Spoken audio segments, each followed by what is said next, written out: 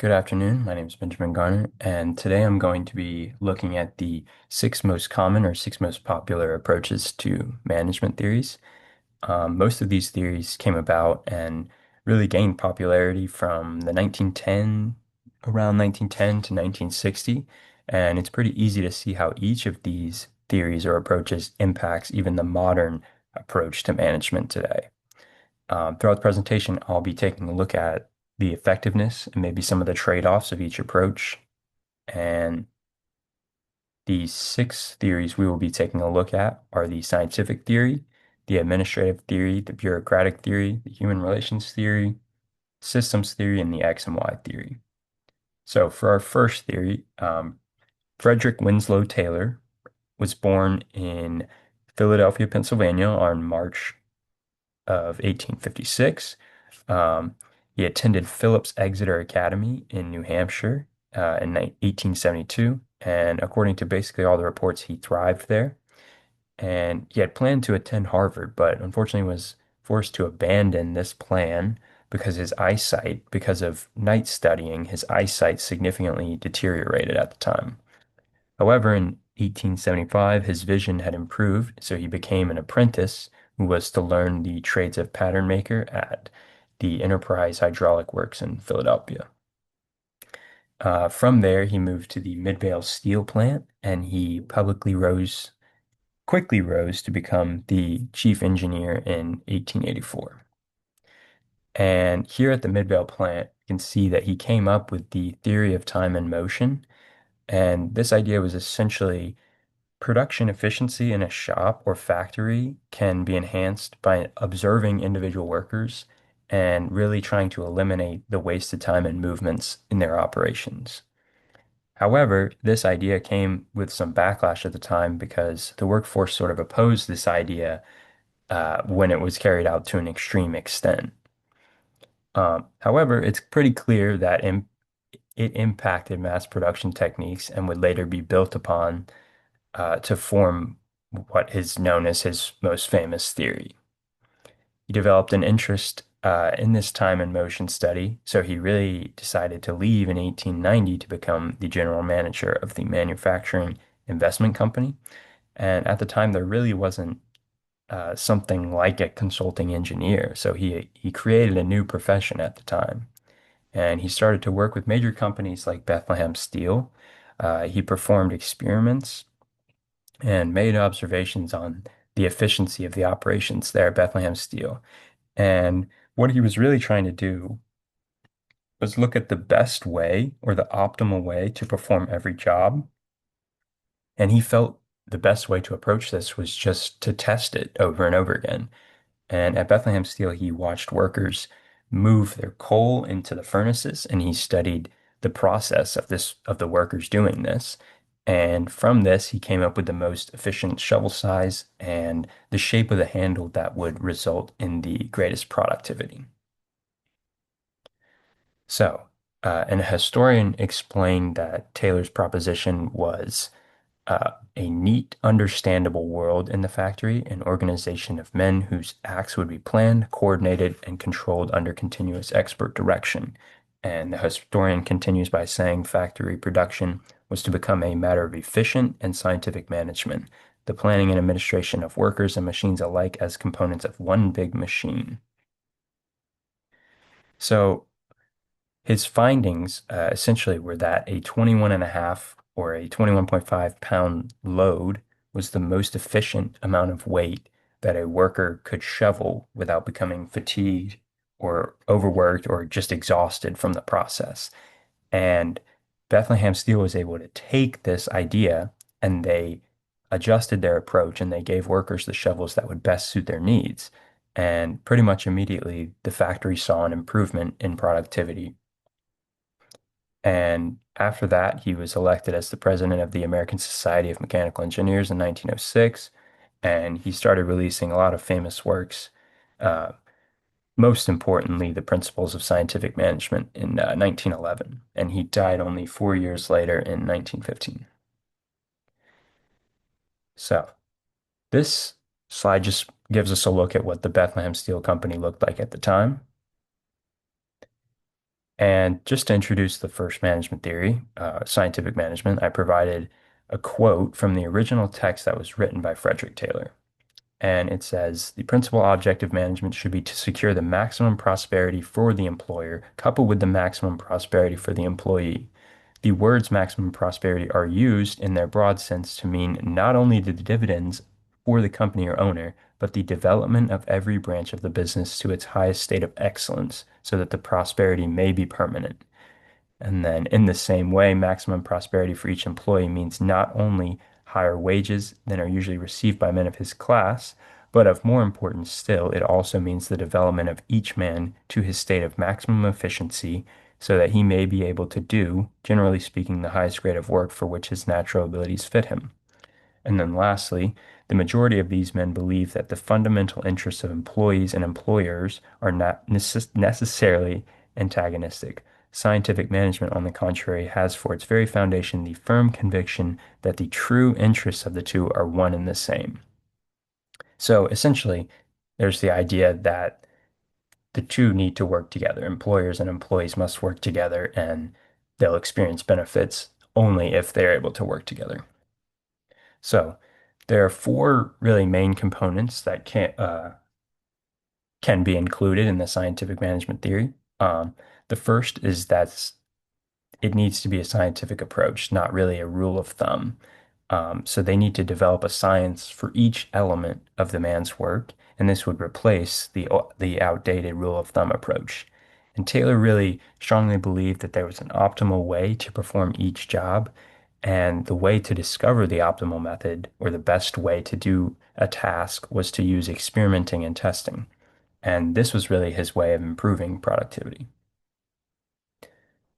Secondly, you can see use science to train employees. So the plan was to scientifically select and then train, teach, and develop the workman, whereas in the past, he chose his own work and then trained himself as best he could.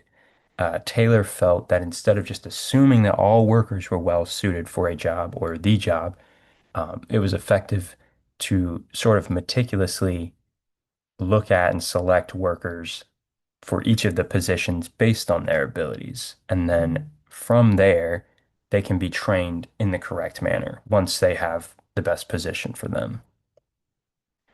And the third idea was the importance of the cooperation between managers and employees. So they heartily cooperate with the men so as to ensure all of the work being done in accordance with the principles of scientific or of science which has been developed. So both groups really need that level of trust and a common goal to improve the efficiency of the operations. And it was important for managers to approach managing in a way that made workers feel like they were part of the team rather than opponents, rather than managers versus employees. And at the time, a lot of managers really felt that just commanding and demanding workers to complete tasks was the best way to go. But Taylor sort of took the opposite stance on this. And the fourth idea was to effectively divide work between managers and workers. So there's almost an equal division of the work and the responsibility between the management and the workmen. The management take over all work for which they are better fitted than the workmen, while in the past, almost all the work and the greater part of the responsibility were thrown upon the men. So, in other words, managers are really responsible for the planning side of operations, and then the workers are meant to focus on execution. And Taylor spent a little bit more time explaining this fourth component of his theory because he even argued that it required further explanation. He essentially explained that if workers or employees are able to use and understand scientific data, it would be impossible and inefficient for them to work at the machine and at the desk. That's essentially how he worded it. And in other words, one man or the boss is needed to plan ahead, and an entirely different man would be more suited to carry out the actual work or execute the actual work.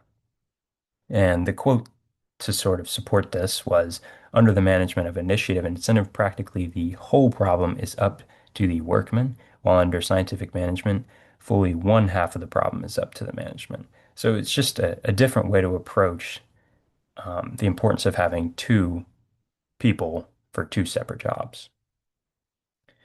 And lastly, his theory also involved the task idea, which explains that the work of every workman is fully planned out by the management at least one day in advance, and each man receives, in most cases, complete written instructions. This task specifies not only what is to be done, but how it is to be done and the exact time allowed for doing it. And if they're able to do it in the time limit that's required, he argues that they should be able to receive some sort of additional money or additional salary on top of their original salary. And we can really see a lot of ideas in Taylor's approach in modern management. He's known as the father of scientific management because he sort of introduced this idea that work in factories and businesses needed to not just be a simple approach, it needed to be organized, studied, planned, tested over and over again to be at the maximum efficiency level. And as we go along, we'll be able to see how his ideas, because they came out in 1911, his ideas sort of influenced other theories. And in particular, I think it's pretty clear his impact on the administrative theory and the bureaucratic theory. So now to shift to our second management theory, Henri Fayol was born in Istanbul in 1841, and his father was an engineer. So he decided to follow in his footsteps, and he studied mining engineering at a school in Saint Etienne, France. Um, so he began his career as an engineer at 19 years old, and he was working at a mining company. And soon after starting his work there, he presented a report on the self-ignition of coal mines, or in other words, the likelihood of underground fires, which at the time posed a great risk. So he studied sort of how to prevent them, how to put them out, how to make the areas that have already been burnt, areas that can be useful again. And because of this work, he became the manager of the mine at 25 years old. And then he eventually even went on to become the managing director of the mining company in 1888. He was even responsible for, I think it was reported, over 1,000 employees once he became the managing director. And Fayol found great success uh, and eventually even led the company to become one of the most successful producers of iron and steel in France at the time. Um, and he released his ideas on management in a book in 1916. And this book sort of contained what was his administrative theory. And many thought that this publication was the first fully comprehensive concept or idea on how to manage people, or a general theory on management, at least. And this was released just a few years after Taylor's ideas. So it was pretty clear that there was becoming an increased focus on how do we maximize efficiency in management operations. So one of those two most likely was the first fully comprehensive concept on how to manage workers. And then he also became the director of the Centre of Administrative Studies in Paris after he retired as well. So Fayol's administrative theory basically suggested that managers or leaders should interact with employers, or excuse me, employees or workers in five ways. Each of these ways is essentially necessary in order to effectively plan and maximize production at a company. So Fayol sort of believed that managers were responsible for one, planning, two, organizing, three, commanding, four, coordinating, and five, controlling. But what do each of these entail is really the question. For planning, Fayol really, he felt that management was responsible for planning and scheduling basically every part of the industrial process. And this included, as he put it, actually, he said the need to assess the future and make provision for it. So he felt it was on the managers to be constantly aware of things like the current work, the amount of resources that a firm might have, what the future of the market in the particular industry would look like. And then secondly, organizing. It's also, according to Fayol, it's vital that the resources, whether that's the raw materials or your actual employees, like the personnel, are all prepared to operate and do the task at hand. So this basically meant that all employees know what their duties are, they clearly know their duties, and they're trained and prepared to carry out those duties. And then third, we see commanding. So the idea here was basically that it's on the management to guide and encourage and even inspire the activity of the employees.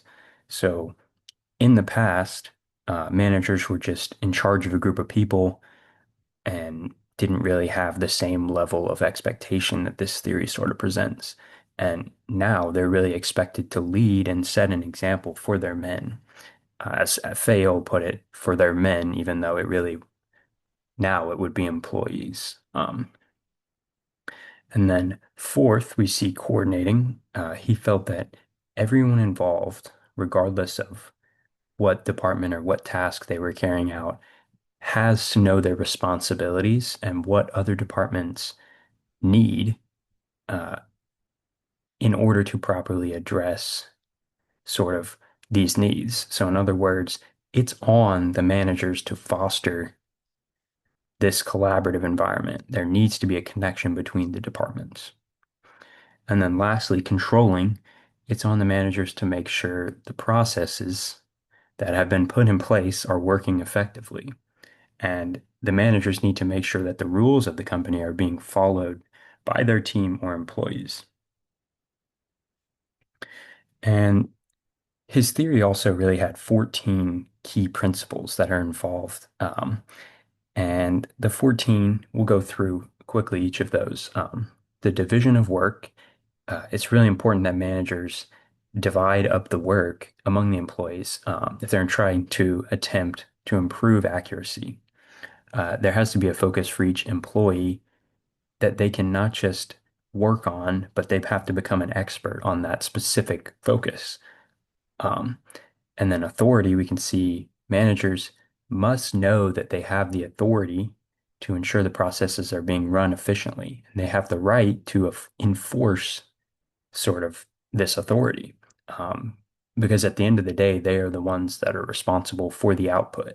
So they should be expected to maintain their authority. And managers have this responsibility only because they've earned it through experience and knowledge. It wasn't just given to them. And employees should feel inclined to follow the direction of these managers because of this.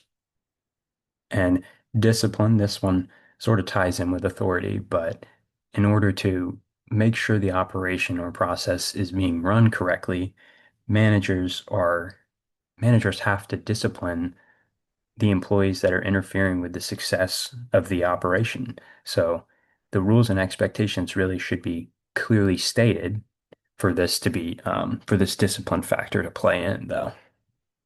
And then unity of command. Vail wrote, and he believed in the original text, that an employee should receive orders from one supervisor only. And without this principle, Vail believed that confusion would be the result because with multiple forces trying to enforce discipline, there's going to be an issue. So it needs to be clear who's attempting to assert their authority. And then unity of direction, individuals in the team or organization should all, the goal should be to all be working towards the same plan.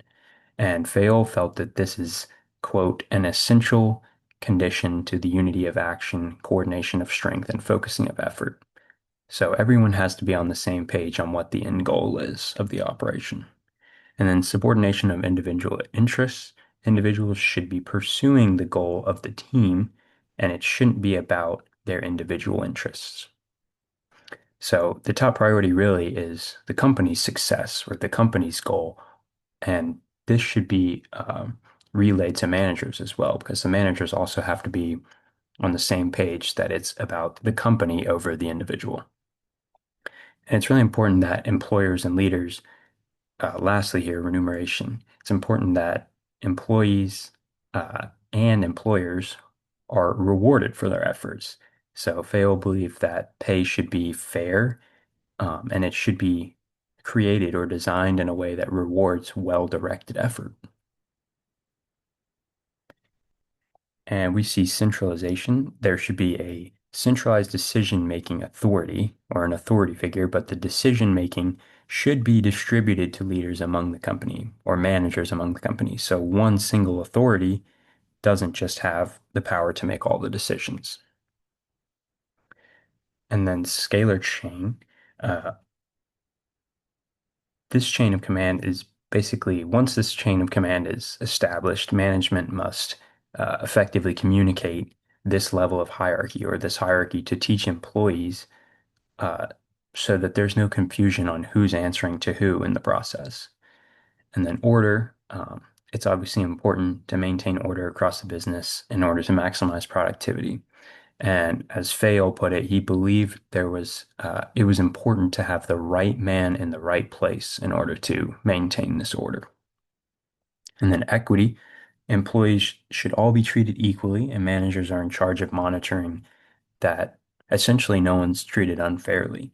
And as Fayol put it, a combination of kindliness and justice. And he felt the only way really to establish this was to uh, have a team that carries out its duties and devotion with devotion and loyalty. And then stability, this means we don't want a lot of turnover because employees who feel more secure in their positions tend to and usually do perform better. So the stability factor means you really want to avoid having to train new employees. So managers should be trying to provide that job security to their teams. And then initiative, we see not just managers, but employees too should be encouraged to develop and innovate plans of improvement. So Fayol really believed that, as he put it, at all levels of the organizational ladder, uh, energy on the part of the employees is augmented by initiative. And then lastly, we see spirit de corps. Managers are in charge of motivating their teams and providing a positive team spirit and sense of unity.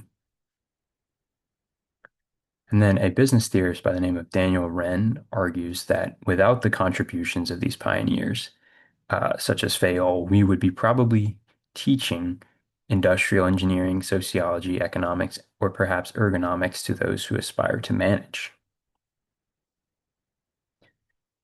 And there's a lot of positive aspects that can be taken from the administrative theory. We know that it emphasized the need to be agile and adjust when the markets or the industry is changing. So he also mentioned a clear organization of the leadership structure. So that was very important. And then he emphasized the importance of working together to accomplish the same goal, which was sort of revolutionary at the time. And then he stressed the importance of managers leading by example and taking the time to actually get to know each employee and each of their needs, which was, again, sort of groundbreaking at the time. However, there are a couple of downsides or a couple of trade-offs that come with the administrative theory.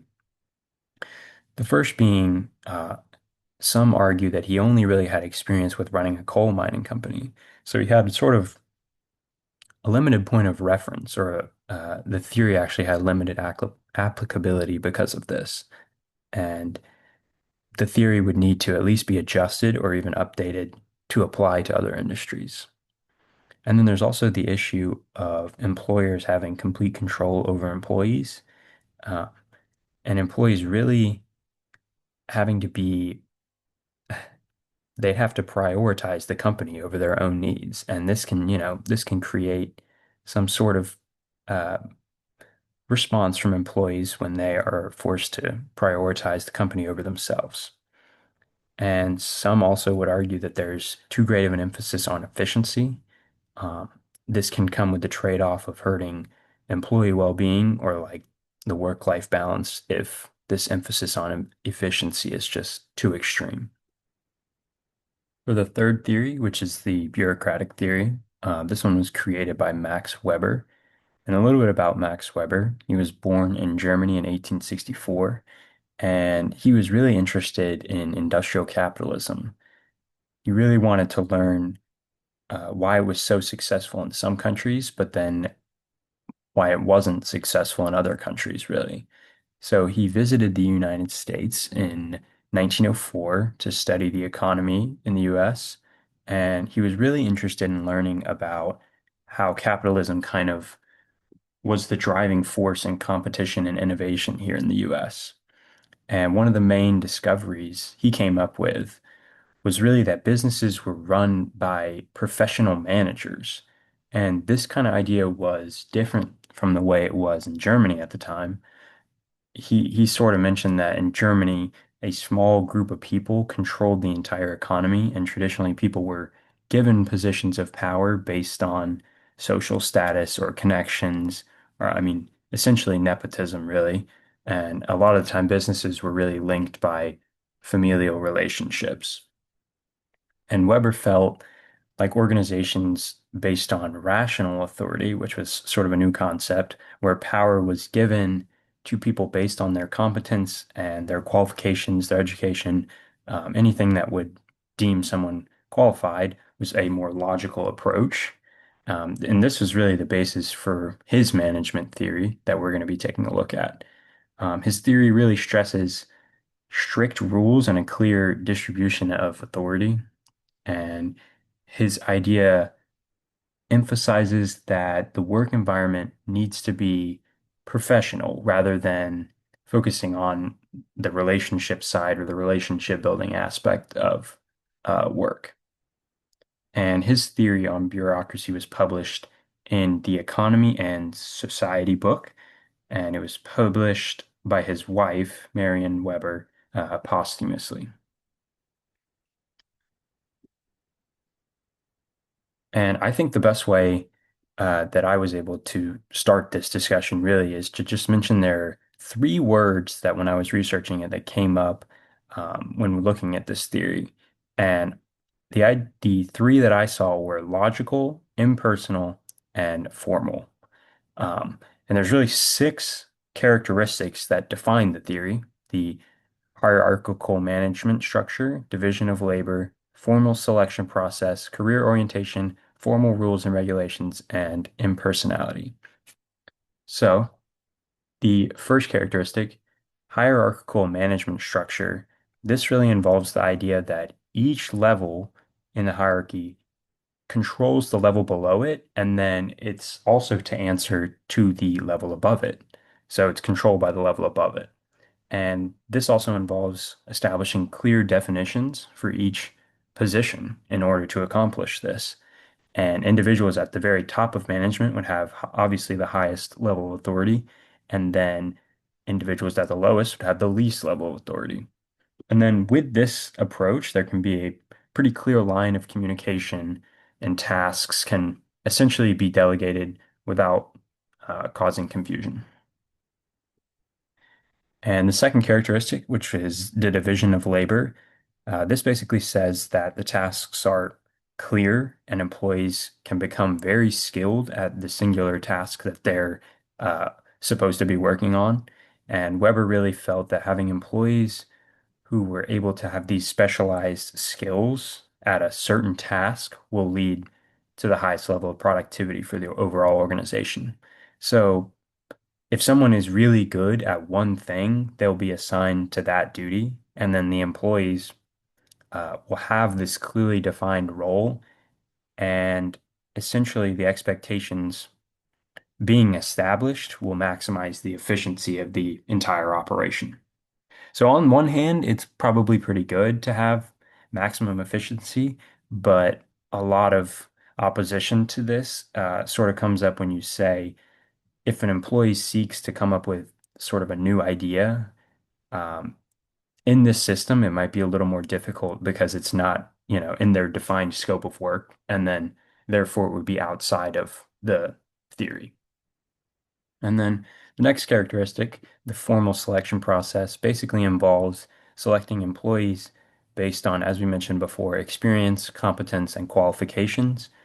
Uh, in order to be selected or promoted, you basically have to have the education or training required to get there. And Weber really felt that nothing else should be considered. So at the time in Germany, maybe nepotism played a part, but in his mind, absolutely no nepotism should be involved. And then career orientation, this basically tells that management should separate itself from ownership because being a manager is a career employee, as he put it.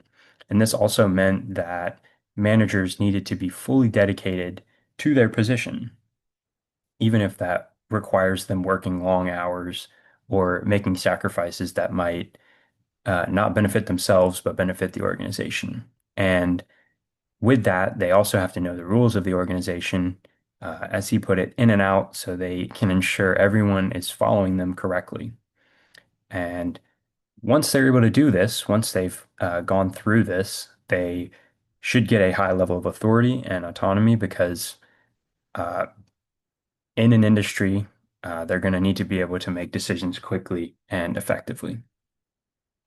The fifth characteristic, formal rules and regulations, involves making sure it's clear to everyone what the expectations are for the rules and for the behavior. So managers really need to use formal organizational rules uh, in their relationship with employees. So this can basically allow them to eliminate errors and misusing resources. And it's important in his mind, in Weber's mind, to make sure that rules and regulations are clear and stated, and then the consequences are clear.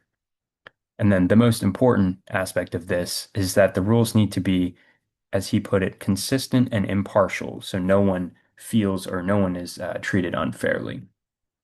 And then lastly, we have impersonality, which sort of ties back in with all of the previously mentioned ones, but the last characteristic basically explains that the rules apply to everyone, and there's really no preferential treatment involved.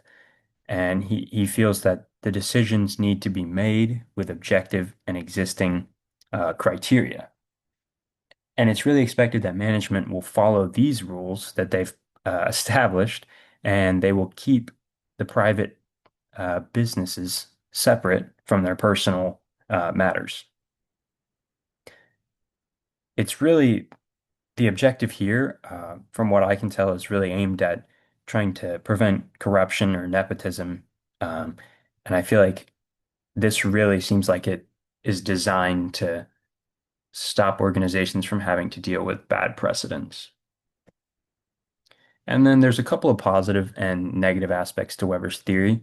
The first positive aspect is that a bureaucratic style of management can lead to an efficient company because it eliminates, as he put it, eliminates from official business love, hate, and all the personal, irrational, emotional elements that escape calculation. So it's taking out all the love, hate, and personal, irrational, emotional elements. And then with that efficiency, there's also the advantage of having a clear set of tasks, and these tasks can be easily overseen by managers. And being able to have multiple checks and balances really can ensure that a person or a singular person is not just making all the decisions. And then there's a consistency that's involved and a predictability. And then obviously there's a fairness that comes into play. But on the other hand, we see some of the negative aspects. There's an extreme division of labor that may lead to workers becoming somewhat frustrated or bored with the overly repetitive tasks that they're assigned to do. And then there's also some people believe that there's an excessive red tape, meaning that there's just too many procedures or excessive paperwork involved in the system. And then lastly, there's also little flexibility. Um, I think a business researcher in the 90s explained that it feels like people can become a cogwheel of the machine. So people want to feel like they have the flexibility to operate and create and innovate themselves. And the last two positive aspects, we can see many of the corporations really in the United States use this pyramid authority structure. It's really essentially the idea that the company is split into multiple departments, and that really is the idea of bureaucracy. And then we also see qualification-based hiring. That's really been a major point of note lately, and this was presented all the way back in Weber's theory. The fourth management theory that we're going to be looking at is known as the human relations theory, and it was created by a man by the name of Elton Mayo. He was born in Adelaide, Australia in 1880, and he was known at the time as it was described as a witty, personable, and very intelligent lecturer at the University of Queensland.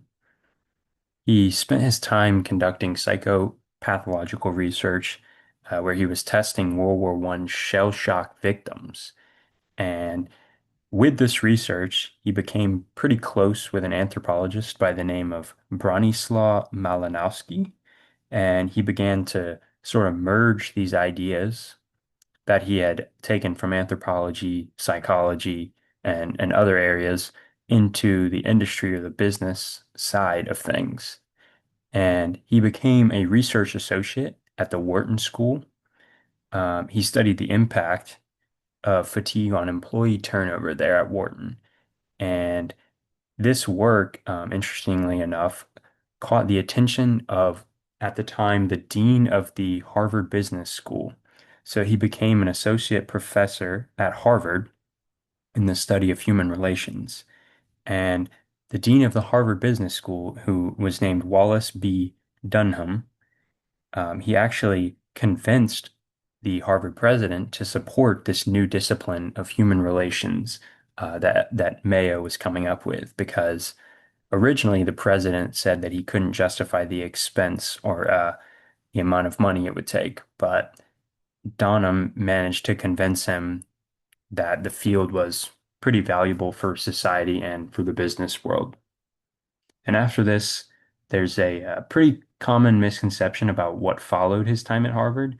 A lot of people believe that he researched and developed his human relations theory from 1924 to 1932 in an experiment at the Hawthorne plant in Illinois. Um, but this is actually a misconception because he was not the one to conduct the research. That was actually done by two scholars at MIT. Uh, I believe their names were Roethlisberger and Dixon. And these two scholars at MIT started the research, and then Mayo only joined the group in 1927 to help develop what was known as his human relations theory. It's probably pretty important to note that his interpretation is what made the study so famous. So his human relations theory insights from the study are really what made the study so relevant. So he definitely should receive a lot of credit for basically interpreting the results. And I think the best way to start it again is just to show a quote from Mayo in 1947 in regard to his human relations theory. He said, "One friend, one person who is truly understanding, who takes the trouble to listen to us as we consider our problem, can change our whole outlook on the world." And I think that sums up what we'll get into here. Basically, the human relations theory is an approach to management that prioritizes the importance of the relationship side, or like the employee attitude side of things. So it's more important to focus on the group and the team dynamic over just stressing the importance of the efficiency and the tasks and making sure everything is defined clearly. Mayo really felt that it was more important to focus on the attitude and the relationship building side. So there obviously are six principles, as we just saw, and the first component is the importance of social factors or group dynamics on the job performance. So Mayo really felt that employees are heavily influenced by the group they're in or the team they're in. So having a positive group dynamic can lead to improved productivity. And then on the other hand, a negative group dynamic can hurt the efficiency of operations. So a lot of job performance is really based on the social factors and, the satisfaction of the employees. And the second component is that groups of employees shaping or dictating the workplace norms and beliefs. So, what this essentially is telling us is that there's going to be informal rules or values or expectations that naturally come up in a work setting or in a work group. So, rather than a manager trying to shut down these norms or values, or even trying to change them entirely to a specific list, it's more impactful to embrace the norms that come up from the employees. And like it says, they'll always trump authority-based approach. The third uh, excuse me, deals with the idea that employees and workers really derive the value in their work through the meaning and the importance of the work. So instead of strictly focusing on the money or the compensation side, employees are really more interested in a sense of meaning or a sense of belonging at their work. And there really needs to be a purpose or like a personal interest in the work to really feel like they're invested in the company. And then to be able to get that buy-in into the overall business goal, there has to be some sort of investment into the meaning of the employee's work. And then the next, which is the fourth component, deals with the leadership side of the organization. It basically says that leaders who have a positive, cooperative attitude are a lot more effective than the ones who are concerned with always worried about control and command. And this kind of goes against some of the previous theories we looked at. But Mayo really felt leaders who are willing to take the time to listen and just support to their employees are able to foster that better overall environment and really build that level of trust with employees and among the teams. And we saw the authoritative management style in the quiz we took to start the course. It can have a positive impact, but it can also lead to some resistance from employees, according to Mayo. So the fifth concept in the human relations theory is that there has to be communication between management and employees. So it's really as simple as that, in Mayo's opinion. Unless there is a high level of open and honest communication between the workers and the managers, there's going to be an issue of trust. Employees really need to feel like they're being heard. And when they do feel heard, their satisfaction and performance will naturally improve as a result. And then the last component involves the idea that the entire culture or the workplace culture sets productivity standards. So even if managers are trying to dictate or set the standards, it won't be effective. So in other words, there's always going to be an underlying or informal culture within a team that will become what is really considered the acceptable output among a team. And then managers that are trying to stop this or set the goals themselves are really just wasting time and resources and can even cause a divide in the team. And then while most workers or employees would prefer to be managed, obviously, in this human relations way, there are a few limitations that can come up with the human relations theory.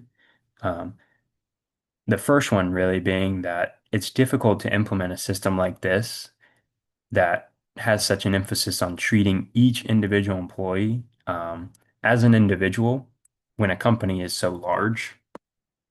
And then it's also difficult to sort of measure how effective a system like this is because we know from the other theories that there are other factors that obviously have an impact or influence success beyond just the relationship building side of it. And then there's also the issue that comes up with there's a few other issues like operational inefficiencies. And this quote here from a business professional says this theory overlooks more complex systematic issues like operational inefficiencies, such as outdated workflows, because it focuses solely on interpersonal dynamics. To combat this, the organizations need to integrate a human relations management approach with other management approaches like Lean or Six Sigma to address these inefficiencies. So, just focusing on the relationship side according to some, is really not enough. And you really have to look at it from the Six Sigma that we discussed in class, or look at it from another approach that prioritizes the efficiencies in the management and the operations. The fifth management theory, which is known as the systems theory, was created by Ludwig von Bertalanffy. And who is he? He's an Australian biologist who was born in 1901. He really loved studying plants and animals, and people felt that he was a brilliant thinker because he sort of changed the way we looked at the world. And he had a theory that derived from studying plants and animals that he felt could be applied to social organizations and the management system and how we approach management. Um, and what really made his work so interesting is that he didn't look at individual organisms, but he tried to look at how all of the parts work together as a system in the organism. So instead of just taking, for example, looking at an individual organ like the heart or lungs, he would look at how the two would interact with each other. And he started studying philosophy and art history, but he knew he also enjoyed science and biology. So he knew he had to make a choice. And eventually he came up with the reason that as he said, he could always become a philosopher later in life, but he couldn't become a biologist later in life. So that's ultimately why he chose biology.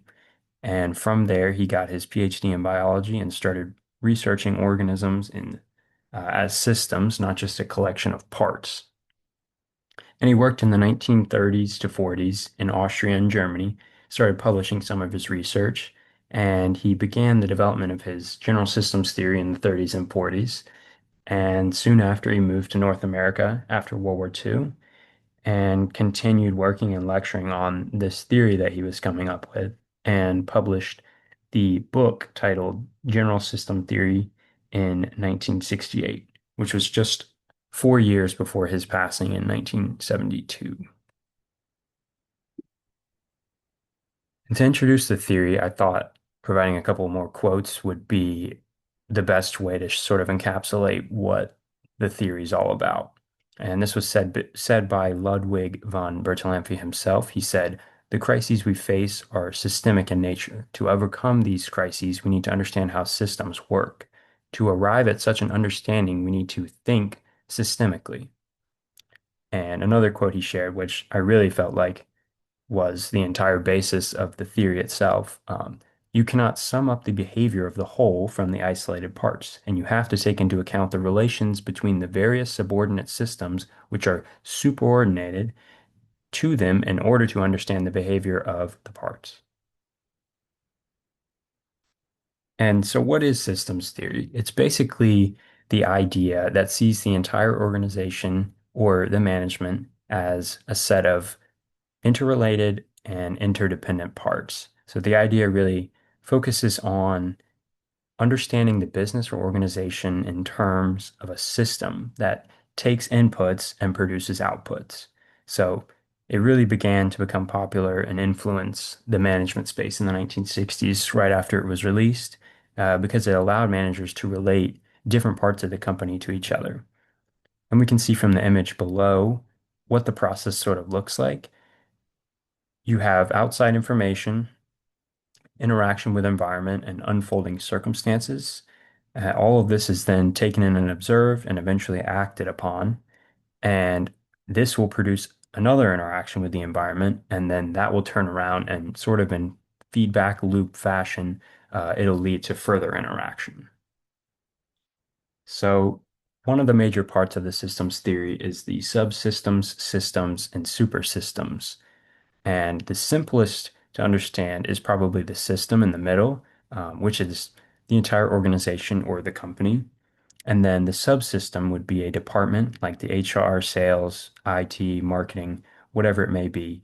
And the idea here is essentially that subsystems must work together to make the larger system thrive. And to look at it from an organizational perspective, employees make up the subsystems in the form of departments or groups, and then these groups allow the company or the entire system to accomplish its goal. And then there's the super system, which the system is embedded in, and in the organizational approach, Ludwig von Bertalanffy argues that this would be the entire industry. So this would be influenced by the organization, and the organization is influenced by the industry. So we can see sort of how the system is connected to the super system, and then all of that is connected to the subsystem, as you see on the right with the image there. But for all of this to happen, one of the key things is that there has to be communication. There has to be a way to exchange the information necessary so that all parts of the operation are on the same page. And the goal is really to be consistent among the entire system. And there are constant feedback opportunities to make sure the parts of the system and the organization are on the same page. And another important idea that's discussed in the systems theory is the open versus closed system. So an open system regularly interacts with the environment, and this open system receives inputs like resources and information, and then it'll take this and then it'll provide outputs. So whether that's a product or a service or some sort of offering, that's sort of how the system is. It takes uh, external information and produces output. And what makes these open systems more common would be the fact that they're adaptable and they're capable of responding to change. Whereas on the other hand, the closed systems have limited external interactions and they rely on internal resources and processes. So by default, they're a little bit less flexible to external influences. And again, this is why the open systems are far more common because most systems, unless it's in a theoretical sense, are dependent on external inputs and constantly are required to adjust to the environment. And this is sort of argued why this is why managers use this information to decide how to approach their organizations. And there are quite a few benefits to the general systems approach. It can improve the decision making for managers because managers are able to see the impact that decisions have on the entire system. So, for example, if a decision is made on just the marketing team, it'll be easier to see with the systems theory how that impacts the sales team or the IT team or any other department. And it also makes it easier to be able to view the business uh, and find the root cause of an issue or find the true cause of an issue rather than just putting a band-aid on the problem, as he argues. It's easier to find the root of the issue if all the departments are connected together. And for this reason, obviously, it makes it a little bit easier to deal with the complex tasks that are involved, especially in the modern business world. And being able to view the business as a system can also make it easier to uh, find the ability to adapt in changing industries. So taking the open system approach gives companies the ability to be flexible, really. And then there's obviously improved communication and interaction as a result. And some of the disadvantages we can see, some people would argue that it's just a conceptual approach, really. It's just a conceptual proposal, and it doesn't have the same sort of practical application that some of the other theories we've gone over might have. There's the argument that there really aren't clear and specific guidelines provided. And at the end of the day, it's a pretty simple approach to, especially in the modern business world, what's a complex organizational structure. And lastly, it also doesn't take into account that individual motivations might not align with the collective goal. So there might be some challenges with inspiring employees. For example, an employee with the example they gave was an employee with a personal goal like advancing their career or trying to fix their work-life balance is not going to be as invested or interested in the overall system's goal of profit or growth or whatever it may be, efficiency in operation. Sometimes the subsystems might not be as interested in this system's approach. So now on to the final theory, which is known as the X and Y theory. Uh, this last theory was developed by Douglas McGregor, and Douglas McGregor was born in Detroit, Michigan in 1906. And in high school, he worked as a night clerk at the McGregor Institute, which was at the time was a family affair that was started by his grandfather, and it really worked to create and provide accommodations for transient workers. And soon after this, he chose to pursue a psychology degree at Wayne State University, which is actually in Detroit. But he ended up dropping out of school and he became a gas station attendant in Buffalo, New York. And while working as the gas station attendant, he worked his way all the way up to regional gas station manager by 1930. And then from there, he decided to go back to college. So he was given a hefty subsidy while working for his grandfather's institution. So he was able to go back and finish out his degree at Wayne State University. And then from there, he went to Harvard to get a master's and PhD in psychology. And he became a lecturer at Harvard and eventually went on to become the executive director of the MIT Industrial Relations section, which has been renamed, but it still exists today. And he continued teaching management at the MIT Sloan School of Management and a few other places. And then finally, in 1960, he released a book by the name of The Human Side of Enterprise. And this essentially built out what we know as the X and Y theory in the field of management. So, just to give an idea of what the theory really is, this is a quote by McGregor himself, and it says, uh, the power to influence others is not a function of the amount of authority one can exert. It is rather a function of the appropriate selection of the means of influence which the particular circumstances require. Relinquishing authority is seen as losing the power to control. This is a completely misleading conception.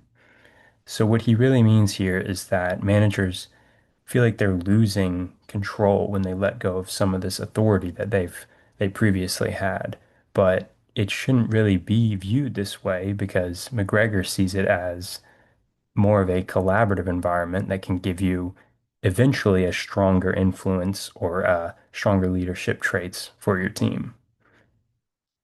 And it's really important to pick the right approach for each situation. So being able to have that communication and support it really is a helpful development for managers. And then it's also important to consider the risk or urgency of the situation, who the employee is, and then other external factors that might play a role in how a certain situation should be managed.